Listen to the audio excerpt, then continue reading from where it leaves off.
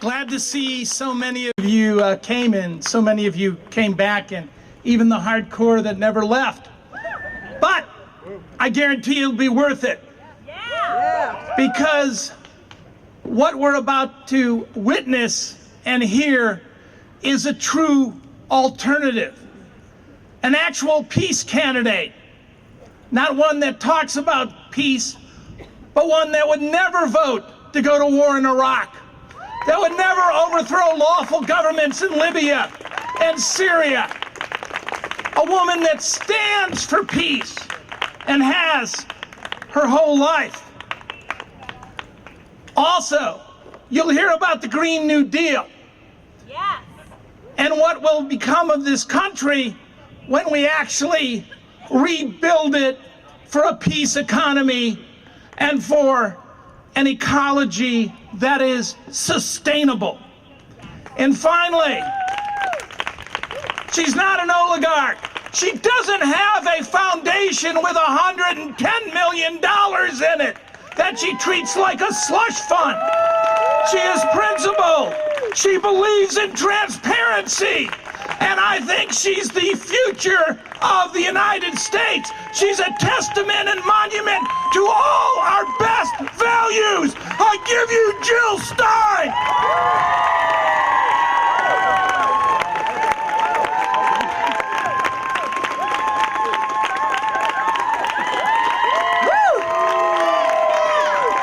Thank you.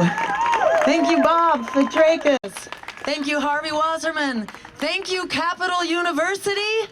Thank you, students of America. Thank you for people of America. This is what democracy looks like, and this is what the future looks like. A future for people, for planet, and for peace over profit. That is what we stand for, and we are not going to take no for an answer. So I thank you for refusing to fall in line, for refusing to be silenced, for refusing to just sit back while our future is being taken from us. And I thank you especially to all the students and the millennials and the former students who are here, who really give testimony to what that future looks like and to who it is that needs to lead us into that future. That is you, the millennial generation of America. No one is more on the firing line than our younger generation. But where is the voice of our generation in this election? Well, we know where that voice is. That voice is very busy, working 2 and 3 part-time jobs, low wage, temporary, insecure jobs. That is what this recovery looks like. It's a recovery for the 1%. We need a recovery for the 99%. And that's what we're calling for with the Green New Deal. Not just a job, but a job at a living wage, 15 an hour and up. A national minimum wage of 15 an hour.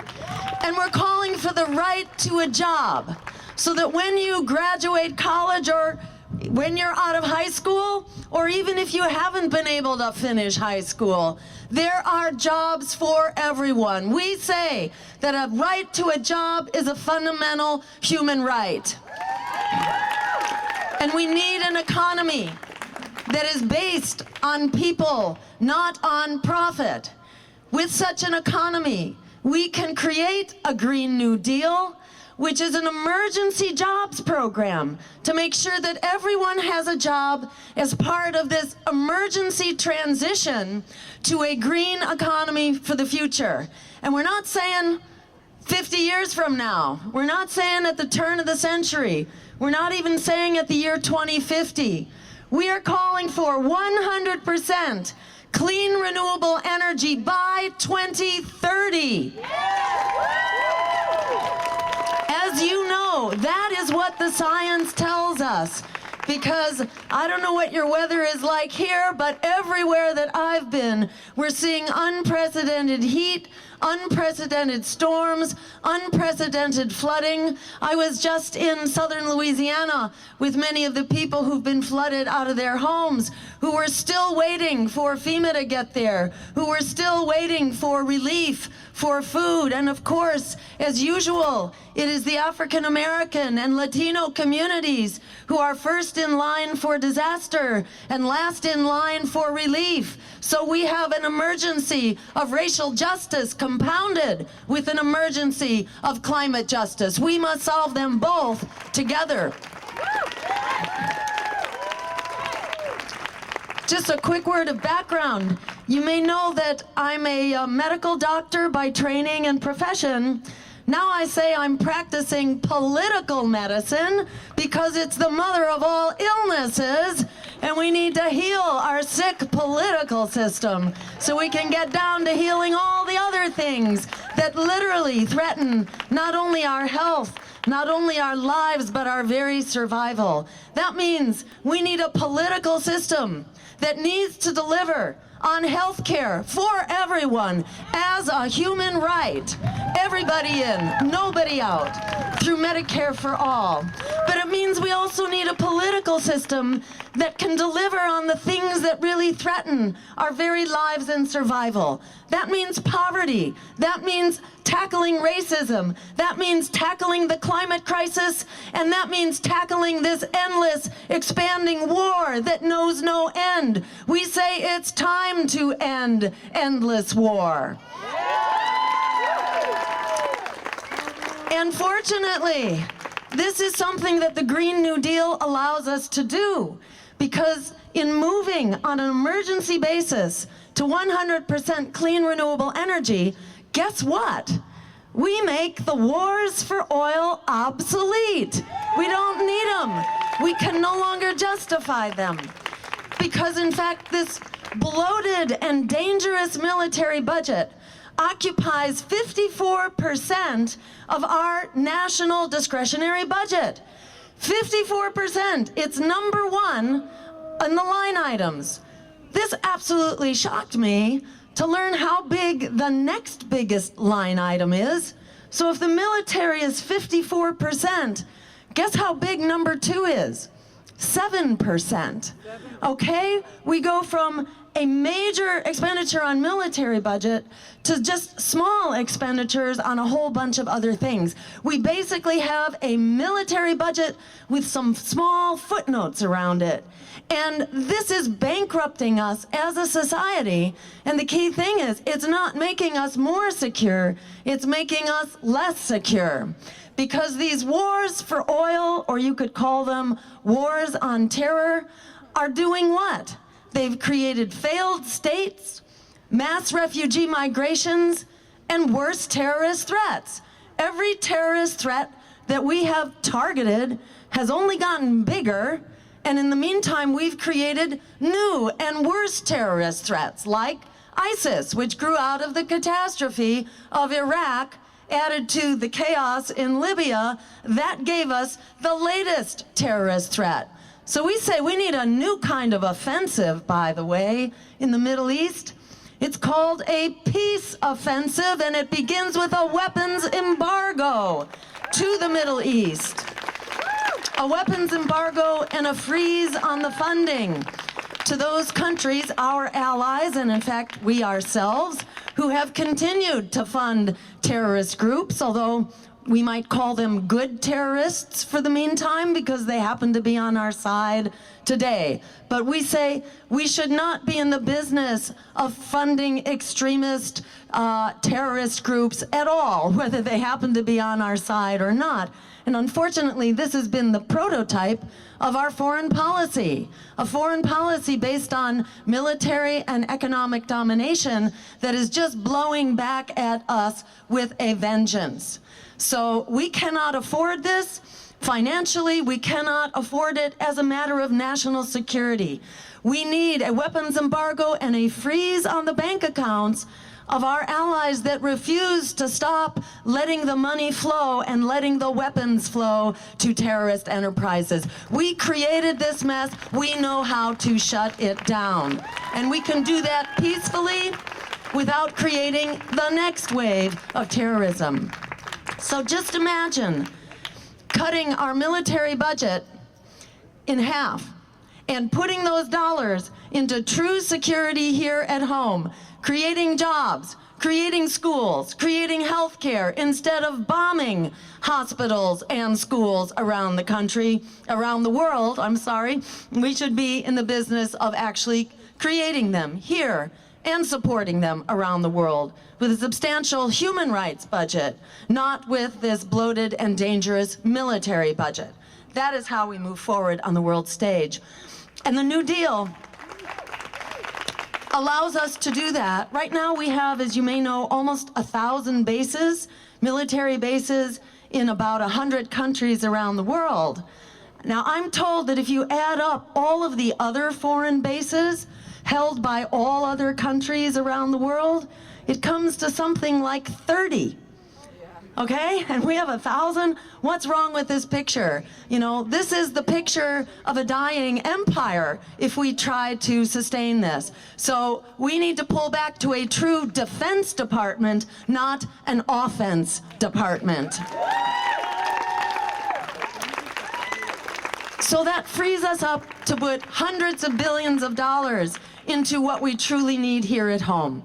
So that includes the Green New Deal, and by the way, we call for 20 million jobs on an emergency basis, because we have not only an economic emergency, we need good jobs, we need permanent, good wage jobs that make our communities healthier, that make our economies healthier, not the fossil fuel economy, which actually raises the risk of dying for the workers. The minute they walk into that fossil fuel job, whether it's an oil refinery or a fracking site.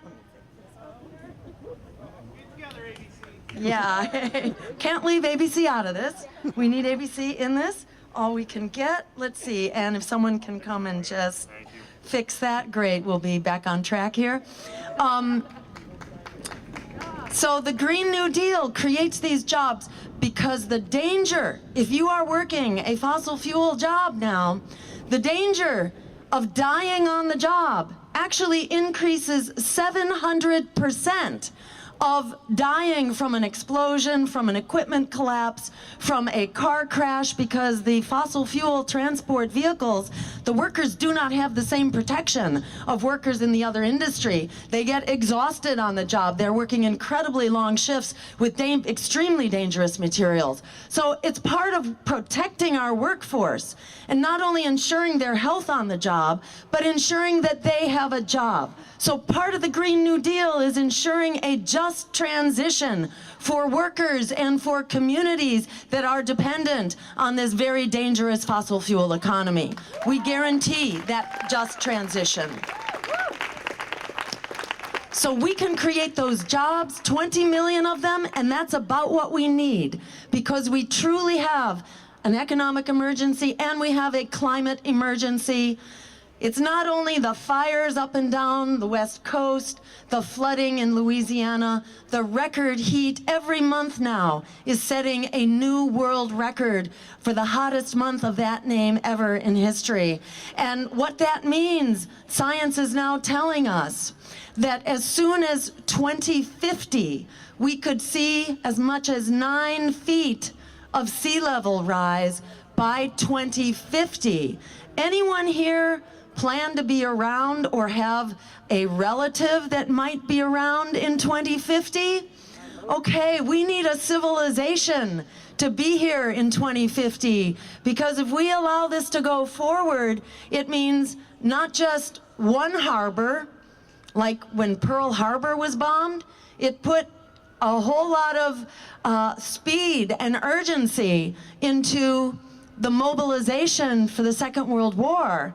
But what we're looking at right now is far more dangerous than the Second World War. It's not just Pearl Harbor, it's all harbors, it's all population centers all around the world. It's the country of Bangladesh, it's the island of Manhattan, it is islands throughout the oceans of the world, the state of Florida.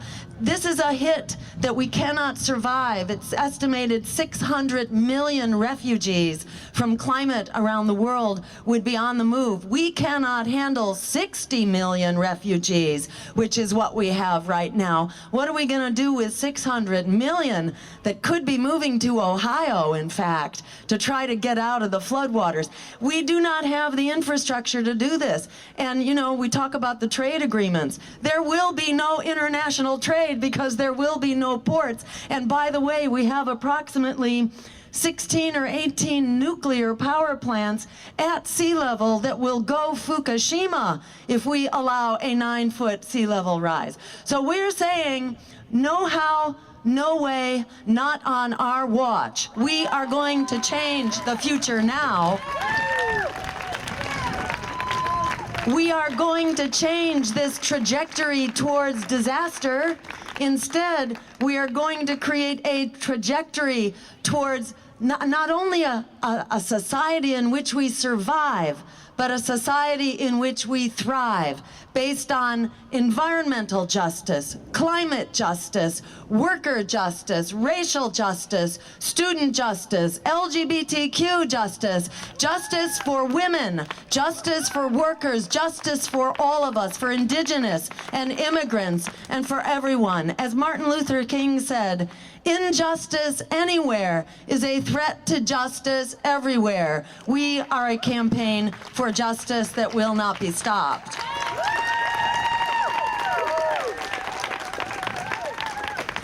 Let me say a few words about the role of millennials in this transformation for justice, because millennials have always led the charge for social transformation, whether we're talking about Black Lives Matter or immigrant rights or LGBTQ rights or for climate justice or the civil rights movement or the anti-war movement, the women's movement. It's always the millennial generation that is out there on the front lines leading the charge. So I just want to give a big thank you to all the millennials who are here today. And I want to assure you that you are our priority. No society has ever survived by devouring its younger generation. But that is exactly what is happening right now. A generation has become the latest cash cow in a predatory economy that has deprived you of jobs, that has deprived you of a climate future, and that has saddled you in predatory student debt. I want to know, how can we survive if education is not free? Education is a survival essential for all of us. We must educate our younger generation. And in order to survive in today's economy, you can't do it with just a high school degree. It's absolutely unthinkable that we are in the business now of putting people into debt for the rest of their lives for the simple right to have the skills you need to survive in this economy. You should not have to buy survival with lifelong debt. Public higher education should be free, and private higher education needs to be affordable and debt-free.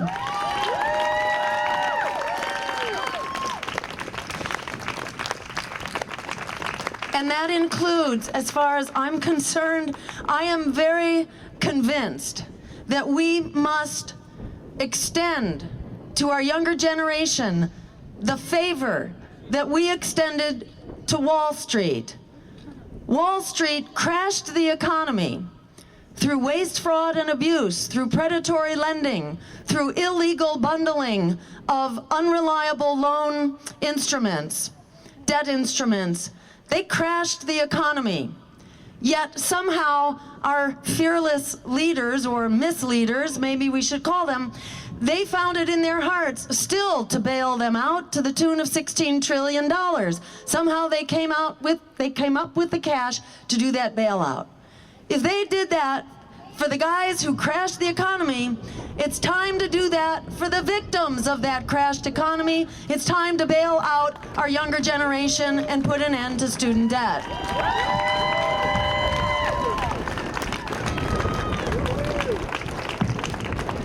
It's a far smaller sum. It's $1.5 trillion, but it's not just for young people. It's not just a survival skill for them. It's absolutely essential for our society. In order to move forward, we need to liberate the generation of young people who always moves us forward. You already, so many millennials, so many in debt, already have their degrees. They have the skills that we need to revive the economy. We need to liberate that generation to create the small businesses, the nonprofits, the worker cooperatives that actually create the backbone of our new economy in this age where we need to transform the economy to a peaceful, just, green economy of the future. It's millennials who will lead that way. It's time to liberate them. Power to the people. I don't know if you heard our new campaign song.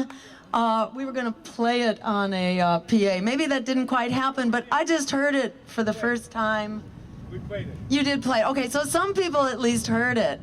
But we'll soon have this in a form. Actually, it's posted on our Facebook page. If you go to our Facebook page and you look for the live stream that we did 2 days ago in LA at the Bernie Cafe. So the Bernie Cafe, I think that must have been the wind or something. Sorry about that. The Bernie Cafe used to be the base of operations for the Bernie Revolution. Well, guess what? It's now the base of operations for the Bernie Revolution that has gone green in order to be a real revolution. Sorry about that. Because what we learned in real time was that you just can't have a revolutionary campaign inside of a counter-revolutionary party. So we have liberated, that revolution has liberated itself and is now gone green. They say burning green.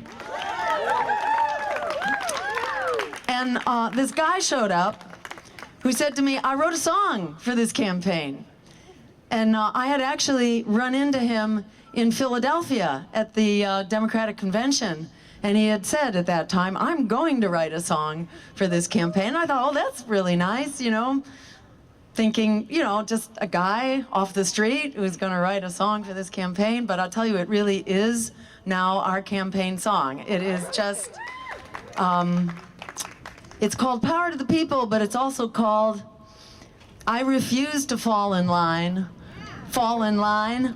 You can't have my vote because I'm voting for Jill Stein, is how it goes. And it says, I'm done with this fear-based voting for the lesser of two evils. I'm going green to give the power to the people. And he says it, his name is Core Element, and he says it in 4 minutes, better than I can say in an hour. So I'm going to try to bring him on the campaign trail with us so we can just do it in a song, which I can't do. I'm sorry. I wish I was up to it, but I can't. Anyhow, we were there in LA, and LA is exploding. We showed up at the Black Lives Matter occupation at City Hall to support the demand to replace the police chief of the most violent and murderous police force in America that has killed 3 18-year-olds in the last month alone. So I was there to support their courageous occupation that's been going on now for about 52 days. They have been camped out, and still the mayor has not come down to talk to them somehow. Anyhow, I was there to support them. And in fact, we have a live stream of Professor Abdullah, who is one of the spokespeople for that occupation, who's calling for peace. You know, it's 50% of our national budget that's being spent on the military. Well, it's 50% of the budget of LA, of Los Angeles, that's being spent on this occupying police force that is intimidating and terrorizing people. This is not a good use of those dollars. Putting some of those dollars into youth programs, into quality school, into after school, into housing and youth jobs, and jobs for everyone. An ounce of prevention is worth a ton of cure. We need a budget that is serving the people. While I was there, though, some people came up to me and said that in the last couple of weeks, 7 new Green Party chapters have been founded in LA County alone. And I want to give a big thank you and shout out, in fact, to Aaron Suarez. Aaron, will you please raise your hand? Who created today's event and who has founded a green and campaign chapter on the campus too. So I urge you to be in touch with him. Also to be in touch with Bob Fitrakis, who you heard talk before, who is one of the co-chairs, also a candidate, yes? Candidate for county prosecutor as well. No one is better prepared. We need him badly.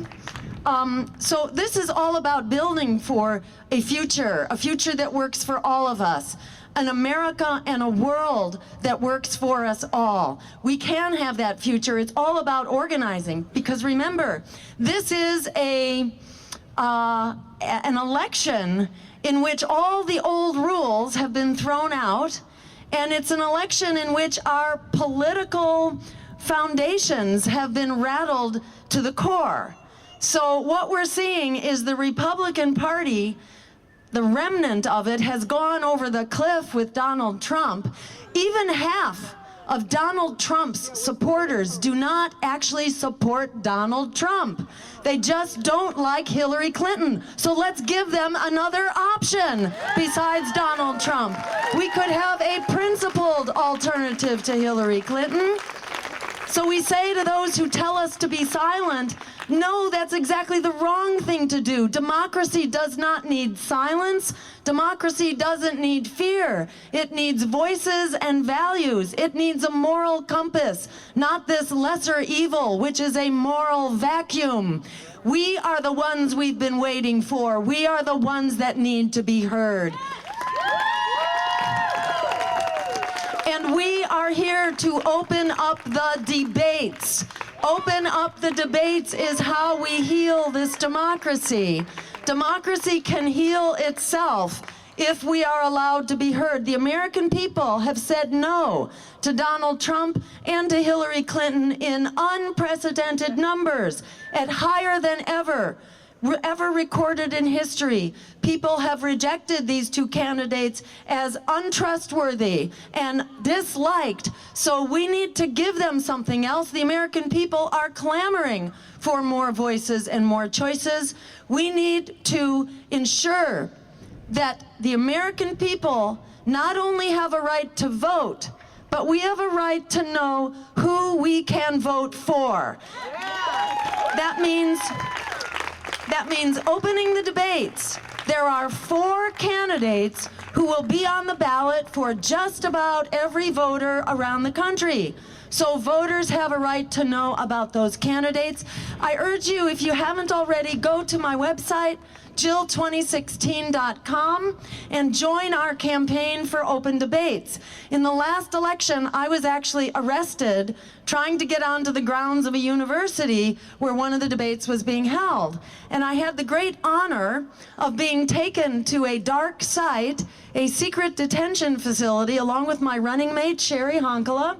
And we were detained, tightly handcuffed to metal chairs for about 7 hours, surrounded by about 16 Secret Service, Homeland Security, and state police to guard us. I mean, little did I know I was that important.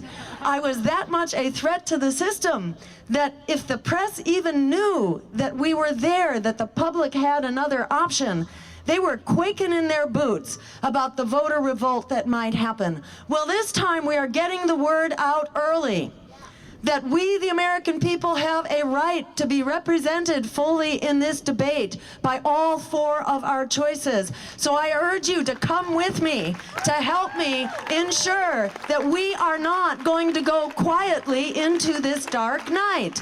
We are going to stand up for democracy, and that begins with our debates. It's not only that we have a generation held hostage, it's also that we have a climate that will not survive unless we can tell the truth about what the stakes are and how, in fact, we can fix it. Because both political parties, Donald Trump, He doesn't recognize climate change. And though Hillary Clinton recognizes it, she won't do what it takes to fix it. Donald wants coal, Hillary wants fracking. The science tells us they are both deadly for us and for our children. We need clean, renewable energy, period. We need to stop all new fossil fuel infrastructure now. No new fracking, no new offshore oil, no opening of the Arctic to exploration. We can fix this, creating good jobs that we need right now. Why respond to a crisis with more crisis? The differences between the Democrats and Republicans, yes, they exist, but they are not big enough to save your job. They're not big enough to save your life, and they are not big enough to save the planet. That is what we need to stand up for in this election and in this debate. The American people deserve to know how we can solve all of this, and we can solve this now in the needed time with a solution as big as the crisis that's barreling down on us. We can create an America and a world that works for all of us, that puts people, planet, and peace over profit, and the power to create that world. It's not just in our hopes and our dreams, it's right here and now. These 43 million young people who are trapped in predatory student loan debt, when they hear that there is a way to come out and cancel that debt by voting green in 2016, the good news, 43 million is enough to win the presidential race. Young people in debt can come out and take over this election and win it, to liberate a generation of young people, to create the jobs we need, to rescue the climate, to put an end to police violence, an end to the drug wars, an end to mass incarceration, an end to the persecution of immigrants, to create a welcoming path to citizenship for the immigrants who have always been at the core of our economy. And to respect our indigenous brothers and sisters, and to ensure that we have reparations, not only for the tribes and the nations from whose land we took. We need reparations, but also for the African Americans on whose blood, sweat, and tears this nation has been built. And we call for a Truth and Reconciliation Commission so we can address this epidemic of fear and hate and racism and put it behind us for once and for all. We need to share our stories, our music, our art, to rebuild that community that has been so wounded by some of the reprehensible language and abuse taking place in this election. So it's not rocket science how to fix this. What we need to do is get the predators out of the business of running this country, to vote the bums out and to vote in a politics of integrity that is of, by, and for the people. We can create this America and world that works for all of us. The power to do that, not in our hopes, not just in our dreams, right here and now at Capital University in Ohio, across the United States of America. This power is in our hands. Together, we are unstoppable. Thank you so much.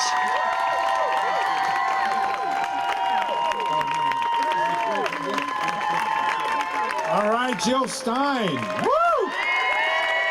Fantastic.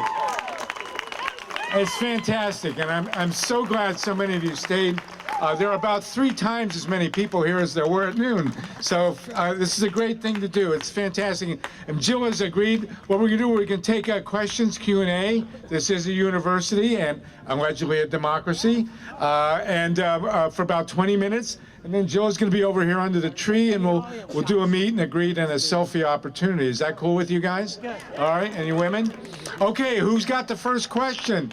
I will give preference to my students here from UC 200, but whoever wants to do it, come on down and let's have a question. Please come on up. You get the mic. Is your name Mike? No. Okay. Come on. No, it's not Mike. It's Bijan. Bijan, okay. So there's a meme going around, Hillary Clinton supporters, and Tom Hartman, the radio host, said it to one of his callers that if you're not voting for Clinton, you need to check your white male privilege. And I'm actually a white passing Persian man, but my entire family, they're Muslim.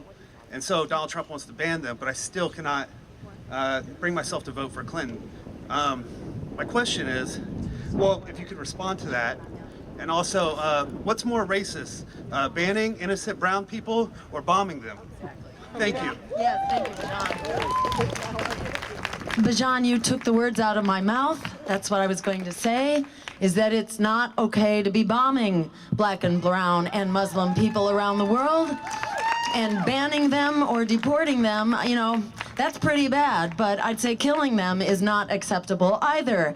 And those who somehow put their blinders on and they want to look at one aspect of national policy or immigration or war, we need to look at the big picture. We are living on one very small boat right now that connects all of us.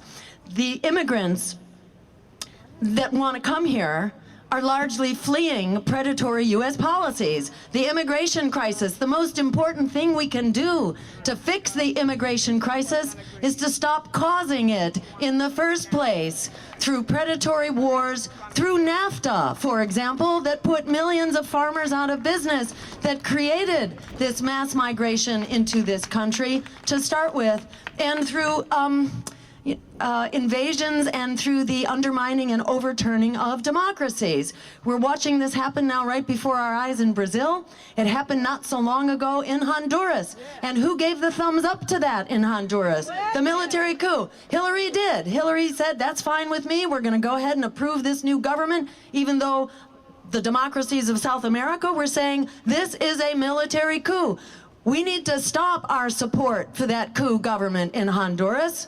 And by the way, it's Honduras, El Salvador, and Guatemala that have been the major source of refugees into this country. That's what they are, is refugees who should not be denied safe refuge and who should not be criminalized when they get here and who should not be put into detention and who should not be deported. And we say, shame on you, Democratic Party, because the Democratic White House has been the biggest persecutor of immigrants in our history. Let's not forget about that, Tom Hartman.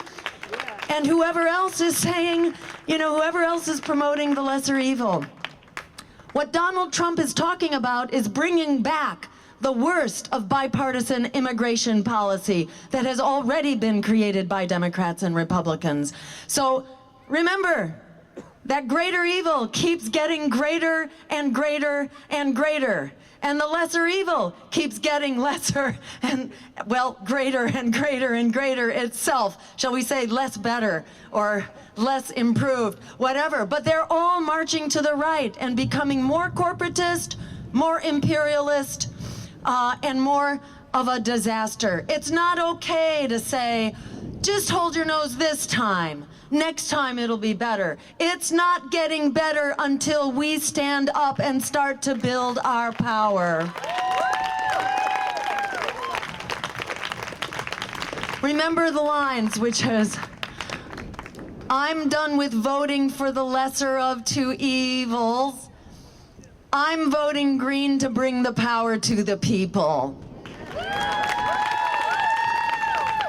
Okay, this is my student Angela. Come on up. Hi, it's a pleasure to be able to talk to you today, Dr. Stein. I think a lot of people here agree with a lot of your social policies and a lot of your environmental issues, but I guess my question is, what would your immediate economic and fiscal policies be if elected? Okay, great. Thank you. Thank you.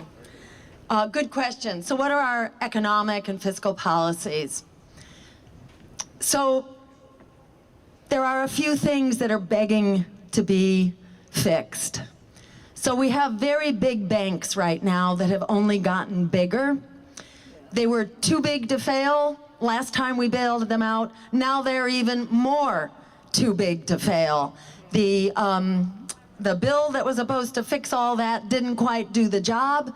So we badly need to break up the big banks, the very big banks. That doesn't mean we get rid of the other small and community banks. We need private banks. We're not doing away with private banks. We're just breaking up the very big banks. We also need a public option for banks. We need banks like in North Dakota, where that bank partners with small banks to vastly improve their ability to make loans. Small businesses are dying right now. Small businesses have it really hard, and they have for decades, and it's only getting worse.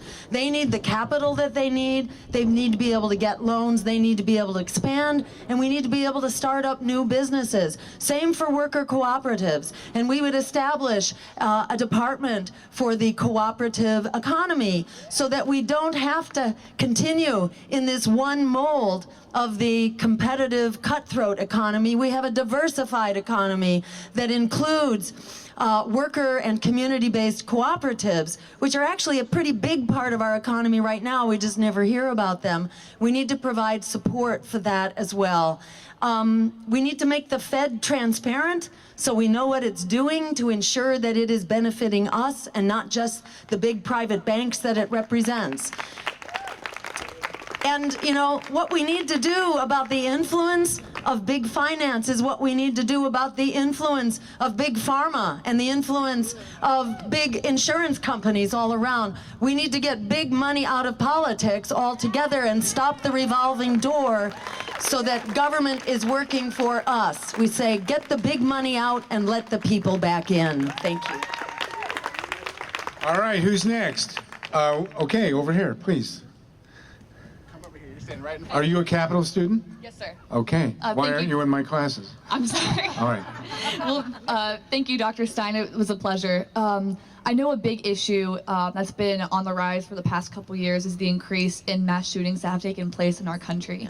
And it's just been devastating and scary as a student when you see it happening on college campuses across the United States and in nightclubs and whatnot. So I guess my question is, as president, how would you address this issue? Great, wonderful. Very important question.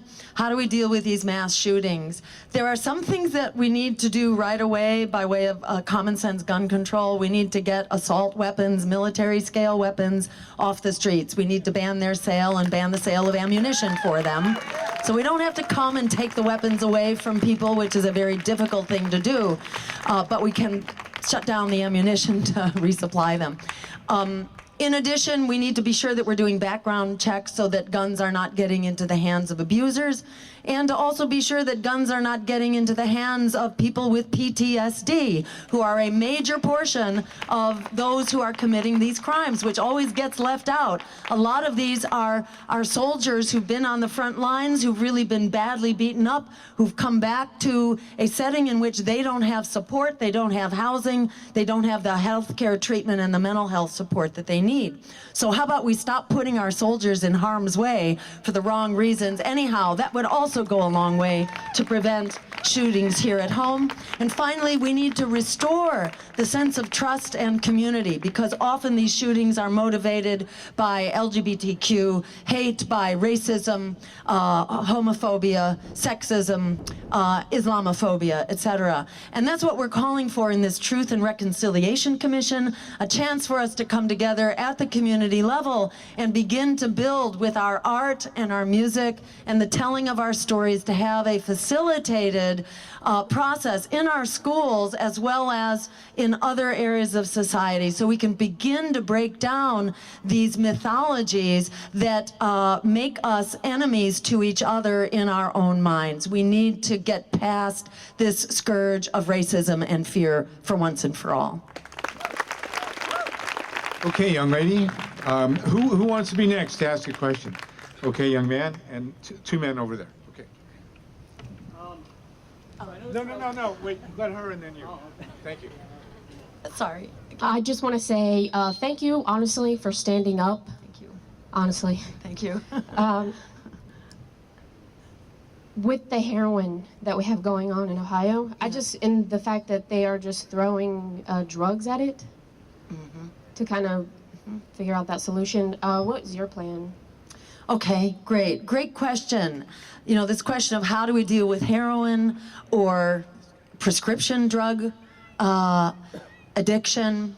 How do we deal with drug dependence as a whole? And I think it's important to both treat the problem as well as recognize the deeper problem that it represents, a problem of hopelessness and poverty, of lack of jobs, lack of good schools and education. We need to fix it on all of those levels. And that's, in part, that's what our larger policies address. And I might add that it's really important for us to shore up public schools, which have been under attack and whose budgets have been cut and who have been shut down. We need to end high-stakes testing, in my opinion. It is not helpful to challenged learners in particular. It pushes people along that school to disaster pipeline, and then it becomes the school to prison pipeline. We need to once again teach to the whole student for lifetime learning, and that means bringing back art and music and recreation and community engagement to our schools. So by affirming schools, and we need to have the social workers in the schools, it's enough of depending on our teachers to actually fix all social problems, and to recognize that we cannot educate kids when they are coming to school in poverty, homeless, without the health care that they need, and whose parents are unemployed and in desperate situations. It takes a village to raise a child. It takes a village to prevent drug addiction and drug abuse. So we have to address those underlying factors, which is part of what our basic policy is about. And we also have to treat drug abuse and drug addiction. We've got to be ready to treat it on demand. The minute that it surfaces, we need to be able to provide treatment, and that includes physical treatment as well as social and psychological treatment to help people back into stable lives so they can, again, acquire the skills they need for the future they need. I think it's really not rocket science how to do this. It only is a problem if we are funding, half of our dollars are being used to fund wars in other countries instead of funding true security and justice here at home. Thank you. Okay, we're going to do 2 more questions, and then we're going to do a group selfie. So everybody will, I don't know about the sun. Who's a photographer here? Do we need to face that direction or this direction? Under the shadow. You want to shoot this way? Okay, so Jill will stand right here, and then everybody who wants to be in the group selfie will come around here, and we'll shoot from that direction with the camera, okay? And so anybody who wants to take that shot, we'll have 2 more questions, young man. Then you had it in the green, and then we'll do that, and then we'll have a selfie line where Jill will shake all your hands. Is that good? Okay, please, young man. First of all, I just want to say thank you for coming, and what I want to ask is that the majority of your platform seems to be based around climatology, and you tend to evoke language of science, and yet I know that in the past you've expressed anti-vaccination views. I'm just curious as to how you reconcile the 2 of those. So, you may or may not know, we used to have mercury in our vaccines, and there were many health providers that raised serious questions about that. That was what I was raising objections to. Sometimes we can make our medicines better and safer. And that goes back quite a ways, and there are, shall we say, naysayers out there who wanted to find little things to try to divert us from talking about what the public really cares about. It's not enough to talk about making better vaccines. We're talking about having a right to be able to get those vaccines through a healthcare system. We're talking about the right to a job, to ending climate change, and so on. So I would urge you to go read some of the books that I helped write about this, about childhood development and health. One of them is called In Harm's Way, Toxic Threats to Child Development. It's on the web. You can read it for free on the web. And you can see that we did not even list vaccines as an issue in child development. This was written back in the at approximately the year 2000. So we can lay that issue to rest.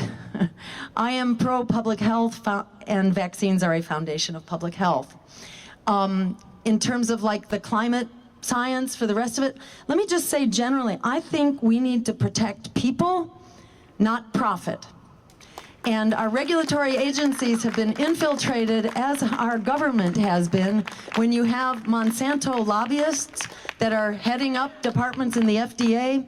How can anybody trust them? You know, we need to get the money out so that people can trust our institutions and be sure that we are using good science. One other example, the drug Vioxx was causing serious cases of heart disease. The FDA sat on that for years. It was about 5 or 6 years before the FDA finally came clean about the dangers of Vioxx and began to warn people appropriately. There were over 140,000 cases of heart disease because of the influence peddling, frankly, of the pharmaceutical industry. So, and at that time they were contributing something like $700 million in lobbying and campaign contributions. So in order to have science that serves the people, again, we need to get the big money out and shut down the revolving door so we have good regulatory agencies that are defending us with the best science. Very good. Great answer. Last question, please. Young man. Dr. Stein, thank you for coming out here. I'm happy that you're here in my neighborhood. I'm a daily bike commuter, and I really take climate change seriously. But my question is, we haven't heard from you today about your choice for vice presidential running mate, and I think that speaks a lot about your platform and candidacy, and I wonder if you could share some of that with us. Yes, thank you. It's hard to say enough about my running mate, Ajamu Baraka, who is a fearless advocate for human rights, for justice, for racial and worker justice, and climate justice. He is a person who speaks very bluntly and very clearly about what it means to be a member of an oppressed community. And he doesn't mince words about that and has been an advocate for the human rights of oppressed groups all around the world and an advocate for peace. I don't know how many saw the CNN town hall that we were able to do together. We will be doing more. No one can do justice, I think, to his message as well as he can, which is why he is my running mate. Because we have, you know, this issue of a divided society right now, which fractures along the lines of class and race. And we need to have an inclusive dialogue that includes all of our dialects and all of our presumptions. We need to have an inclusive dialogue that brings us together based on our common humanity and our common rights and a common sense of justice. So stay tuned. We hope to be doing some more town halls soon. And in fact, we'll be going together to the Standing Rock, Dakota site of resistance, I believe on Monday. And we are making an effort to bring the press with us so we can actually get national coverage of this critical, courageous stand where the Dakota Sioux are standing up for all of us, for our survival, for their water supply, for their land, their climate, which is all of our climates. All around the world, indigenous people really are the caretakers of our ecosystems, and we owe them such a debt of support. So stay tuned. Go on our Facebook page, which is Dr. Jill Stein, DR, no period, and we live stream. We live stream at the front lines of struggle because this is what most of America is about right now. Half of Americans now are either in poverty or low income and heading into poverty. So we're here to help lift up the voices of these powerful social movements that really are the engine for social transformation. And in this election, we have the opportunity to bring us together, to actually link arms across the social movements so we become the unstoppable force that we can be in real time to turn this breaking point that we face into a tipping point to take back the promise of democracy and the peaceful, just, green future that is within our reach. Thank you all so very much for making it so. Let's hear it for Jill Stein, fantastic. And for the Green Party. And for a system that allows for more than 2 corporate parties, for God's sakes. So what we're going to do...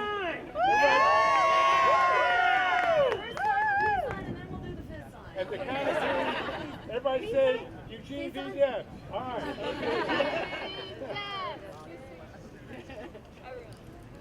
Okay, How are and we? now with the power sign. Peace and power. Peace and power. Power to the people. All right, we good, photographers? Everybody got it?